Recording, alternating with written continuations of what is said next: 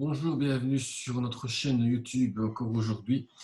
Nous allons parler aujourd'hui de qu'est-ce que l'Antichrist et ainsi que l'œcuménisme qui se prépare selon le pape.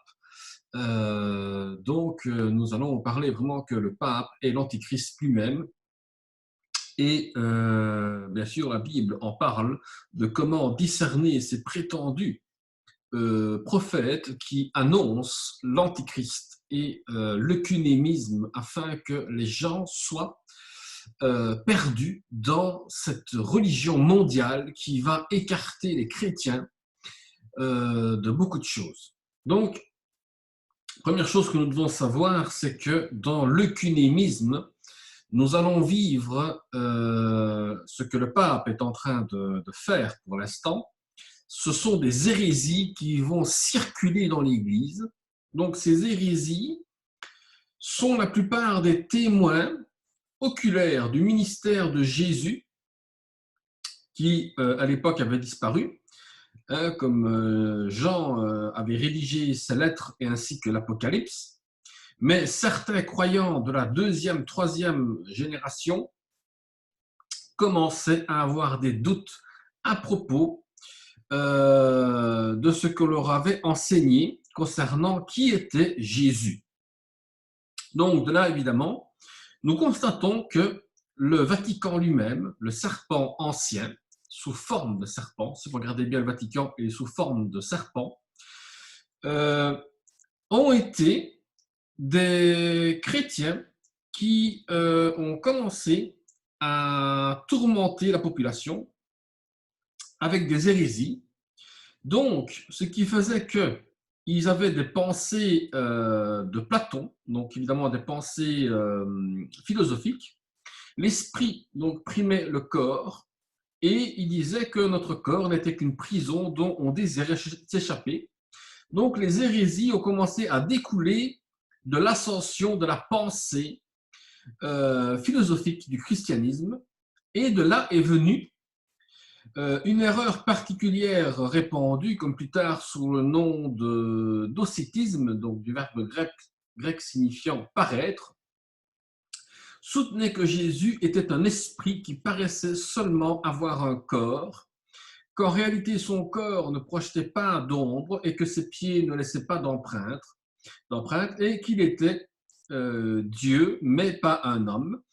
Un autre enseignement hérétique lié aux gnostiques qui, eux, disent affirmer que l'esprit était bon et que seuls ceux qui avaient une intelligence pouvaient connaître la religion, et ceci alors leur donnait évidemment une connaissance sur Jésus par rapport à la religion qu'on vous imposait et la religion qui était donnée par force aussi. Parce qu'au cours des siècles, des hérétiques ont commencé à nier Jésus, puisque la foi en Dieu, à l'époque de Jean, avait beaucoup de difficultés à croire que Jésus était homme. Donc aujourd'hui, des gens trouvent problématique de croire qu'il est Dieu. Or, la double nature divine humaine de Jésus est un point crucial. Mais le christianisme, avant d'accepter ce que des enseignants disaient sur un sujet quelconque, eh bien, il fallait écouter attentivement ce qu'ils affirment, croire à propos de Jésus, c'était de nier la divinité de Jésus-Christ et se considérer comme moins que le Christ et moins que le Sauveur. Donc le Christ, évidemment, n'était pas le sauveur de nos âmes. Donc c'est pour ça qu'ainsi, l'Église catholique et les papes eux-mêmes ont commencé à faire ce qu'on appelle le purgatoire. Donc, nous devons prier pour les morts.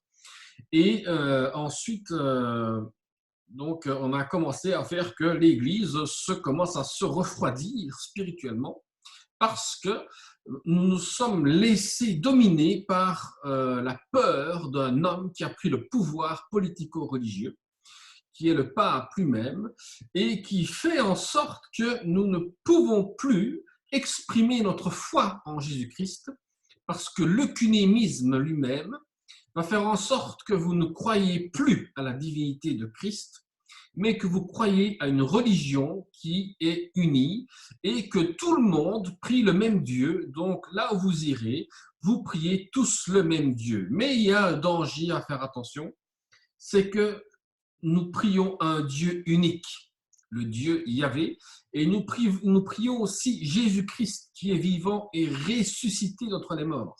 Donc, dans l'épître de 1 Jean, chapitre 4 dit, « Bien-aimés, ne vous fiez pas à tout esprit, mais mettez les esprits à l'épreuve pour savoir s'ils sont de Dieu. Car plusieurs prétendus prophètes sont venus dans le monde. Voici comment identifier l'Esprit de Dieu, tout esprit qui ne reconnaît que Jésus est le Messie venu en homme et de Dieu. Et si un esprit ne reconnaît pas que Jésus est le Messie venu en homme, il n'est pas de Dieu. C'est l'esprit de l'Antichrist. Vous avez appris sa venue et maintenant déjà elle est dans le monde. Vous, petits enfants, vous êtes de Dieu et vous avez vaincu ces prétendus prophètes, parce que celui qui est en vous est plus grand que celui qui est dans le monde. Eux, ils sont du monde. Voilà pourquoi ils parlent d'après le monde. Et le monde les écoute. D'après le monde, et le monde les écoute. Nous ne sommes de Dieu. Celui qui connaît Dieu nous écoute. Celui qui n'est pas de Dieu ne nous écoute pas. C'est ainsi que nous identifions l'esprit de la vérité et l'esprit de l'erreur. Donc, nous devons vraiment faire attention à toutes ces hérésies qui circulent pour l'instant en disant que le Christ n'est pas le Messie tant attendu. Parce que l'œcuménisme en question lui-même veut réunir plusieurs religions qui maintenant ne veulent pas reconnaître Jésus-Christ. Et si vous rentrez dans ce système-là en disant « oui, je ne crois pas en Jésus-Christ, mais je crois qu'il y a un seul Dieu qui est le même », eh bien, vous serez comme les juifs, les musulmans, les orthodoxes, protestants, toute autre religion, qui vont se donner en disant non, le Christ n'existe pas. Et nous prions tous le même Dieu. Et là, vous rentrez alors dans une prostitution, je dis bien une prostitution spirituelle, et votre âme est salie par cette prostitution spirituelle. Donc, nous devons faire attention à l'œcuménisme, de ne pas se céder à l'œcuménisme. Parce que certains croient que tout ce qu'ils entendent ou lisent, malheureusement, beaucoup d'idées en circulation ne sont pas vraies. Être croyant, ce n'est pas être crédule, mais il est temps que l'on vérifie chaque message que nous entendons, même si la personne qui l'apporte affirme qu'il est de Dieu. Si tel est bien le cas, ce message sera en accord avec les enseignements de Christ. Donc, si quelqu'un vous apporte un enseignement, quel qu'il soit, il faut que cet enseignement soit basé sur le Christ. S'il n'est pas basé sur le Christ et si personne ne vous parle réellement qu'il y a une divinité dans le Christ, ce sont des faux enseignants, de faux prophètes qui viennent s'installer. Ce sont des brebis déguisées en loups qui viennent égorger les brebis. Donc, il y a plusieurs manières de tester quelqu'un pour voir si son message vient de Dieu. La première consiste à vérifier si les paroles correspondent à ce que la Bible dit, à ce qui est écrit dans la Bible. Parce que le pape François a dit une chose qui n'est pas dans la Bible. Il a bien commencé, mais il a mal fini. Il a dit que le Christ a été crucifié pour nous, pour le pardon de nos péchés. Mais seulement le Christ a été un échec sur la croix. Donc, la mort de Christ, pour lui, ne vaut rien. Moi, je vous dis que la mort de Christ a valu beaucoup de choses. Parce que si vous arrivez à lire l'Apocalypse selon le Saint-Esprit, vous allez comprendre la divinité de Christ et comment l'Église est en train de se détourner à l'œcuménisme. Donc, comme je disais, il faut que ce soit bien basé par rapport à la Bible. la nature de son engagement dans le corps des croyants, son style de vie, les fruits de son ministère, sont d'autres tests auxquels il sont possibles de recourir. Mais la question la plus importante de toutes, c'est ce qu'il croit au sujet de Christ. Est-ce qu'il enseigne-t-il bien qui est pleinement Dieu et pleinement homme? Notre monde est rempli de voix prétendant parler pour Dieu, mais appliquons ces tests pour vérifier qu'elle annonce effectivement la vérité divine. Parce que beaucoup se déguisent en homme de Dieu, se disant nous vous annonçons la parole de Christ. Mais seulement, ils ne disent pas que Christ est divin. Ils ne disent pas que Christ a été un homme, Dieu, homme, fait homme. Beaucoup ont rejeté cette nature. Et nous sommes appelés à revérifier les Écritures de chaque enseignant qui se dit être disciple de Christ. Car ces faux prophètes avancent de plus en plus. Il y a de faux pasteurs, il y a le pape, il y a les cardinaux, il y a les évêques, il y a les curés qui font aussi des faux enseignements. Nous devons approfondir les enseignements. Nous devons rechercher la vraie vérité dans la Bible. Si vous lisez bien l'Apocalypse, vous allez comprendre qu'est-ce que l'Antichrist lui-même. Si vous lisez 1 Jean chapitre 4, vous allez comprendre aussi qu'est-ce que l'Antichrist, d'où vient-il l'Antichrist. L'Antichrist sera une incarnation du mal et sera immédiatement accueilli par un monde mauvais. D'autres passages complètent cette description. L'esprit de l'Antichrist est déjà présent. Rejeter le Christ, c'est se ranger du côté de l'Antichrist. Même si l'on ne sait pas où on en est consciemment, on tombe facilement dans l'Antichrist.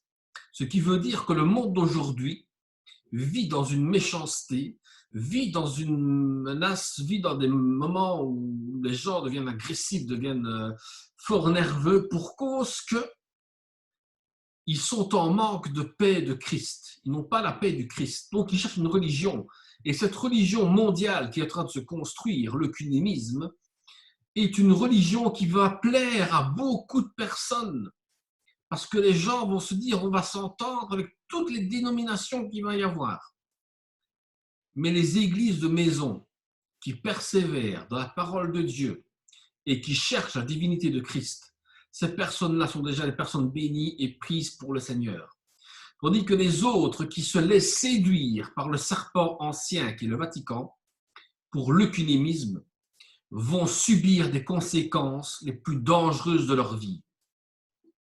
Donc, il est facile de nous laisser effrayer par la méchanceté que nous voyons tout autour de nous et nous laisser submerger par les problèmes que nous rencontrons. De toute évidence, la puissance du mal nous dépasse. Et pourtant, l'apôtre Jean nous assure que Dieu est plus puissant encore parce qu'il vaincra tout le mal et son esprit et sa parole vivent déjà dans notre cœur. Si nous avons la parole de Dieu dans notre cœur, nous sommes déjà sauvés. Nous sommes déjà préservés contre cet œcuménisme qui est en train de se préparer. Donc, nous devons être prêts à résister à l'œcuménisme et ne pas être soumis à l'autorité du pape. Les prétendants enseignants sont populaires dans le monde parce que, comme les prétendus prophètes de l'Ancien Testament, ils disent aux gens ce qu'ils veulent entendre. Mais Jean nous prévient que les chrétiens qui enseignent fidèlement la parole de Dieu ne gagneront pas de concours de popularité. Les hommes ne veulent pas entendre quelqu'un dénoncer leur péché, ils ne veulent pas entendre d'appel à changer de comportement. Ceux qui annoncent la vérité, ceux-là seront bénis, ceux-là seront dans le Seigneur. Mais ceux qui disent des paroles pour plaire aux gens, parce qu'on n'aime plus d'entendre qu'on dévoile le péché, on n'aime plus d'entendre qu'on nous dévoile notre changement de comportement, on n'aime plus d'entendre toutes ces choses, parce que l'Église se refroidit, parce que le chrétien ne lit plus sa Bible, parce que le chrétien ne veut plus entendre parler de Jésus-Christ qui est divin. Ce Jésus-Christ par lequel des fois nous sommes martyrs pour avoir la couronne de vie et être éternellement avec lui. Ces chrétiens-là ont commencé à l'oublier sérieusement. Et il est temps de revenir à notre premier amour du chrétien. Il est temps de revenir au premier amour que nous avons eu pour le Seigneur. Parce que l'Apocalypse est très clair là-dessus par rapport à l'œcuménisme. Si vous lisez Apocalypse chapitre 3, verset 14, qui dit « Et il crie à l'ange de l'église de Laodicée, voici ce que dit l'Amen, le témoin fidèle et véritable, l'auteur de la création de Dieu. Je connais tes œuvres, je sais que tu n'es ni froid ni bouillant, si seulement tu étais froid ou bouillant. Ainsi, parce que tu es tiède et que tu es ni froid ni bouillant, je vais te vomir de ma bouche. En effet, tu dis, je suis riche, je me suis enrichi, et je n'ai besoin de rien. Tu ne sais pas que tu es malheureux, misérable, pauvre, aveugle et nu. Je te conseille donc d'acheter chez moi de l'or pur, purifié par le feu, afin que tu deviennes vraiment riche, des vêtements blancs, afin que tu sois habillé, et qu'on ne voit plus la honte de ta nudité, ainsi qu'un remède à appliquer sur tes yeux, afin que tu vois. Moi, je reprends et je corrige tous ceux que j'aime. Et donc du zèle et repens-toi. Voici, je me tiens à la porte et je frappe. Si quelqu'un entend ma voix et ouvre la porte, j'entrerai chez lui, je souperai avec lui et lui avec moi. Le vainqueur, je le ferai asseoir avec moi sur mon trône, tout comme moi aussi. J'ai vaincu et je me suis assis avec mon Père sur son trône. Et que celui qui a des oreilles écoute ce que l'Esprit dit aux églises. Donc, voyez que ici, on parle des églises qui se disent riches, enrichies, n'ont plus besoin de rien, et ne savent pas qu'ils sont malheureux, qu'ils sont pauvres, qu'ils sont aveugles. Le pape peut porter une robe blanche, mais combien de taches y a-t-il dans son cœur? S'il n'y a pas de repentance, s'il n'y a pas de rachat chez le Seigneur va laisser faire l'œcuménisme, mais il va frapper à notre porte. Soyez prêts à accepter l'appel de Jésus-Christ qui frappe à votre porte pour ne pas tomber dans le piège de l'œcuménisme et tomber dans le piège satanique qui est en train de se mettre en place. Mes chers frères et sœurs, je vous le dis, soyez attentifs, le Christ frappe à votre porte, encore aujourd'hui, afin que vous ne tombiez pas dans la séduction de l'œcuménisme. Ne soyez pas soumis à l'autorité du pape, parce qu'il se dit porter une robe blanche, il se dit être riche, mais il ne sait pas qu'il est aveugle, nu et misérable. Donc, si nous voulons être avec le Seigneur, acceptons l'appel de Jésus-Christ dans notre vie et ne pas renier le Christ en quoi que ce soit et surtout continuer à enseigner la vérité de Christ, qu'il est divin et que Christ est vivant. Que Dieu vous bénisse. À bientôt.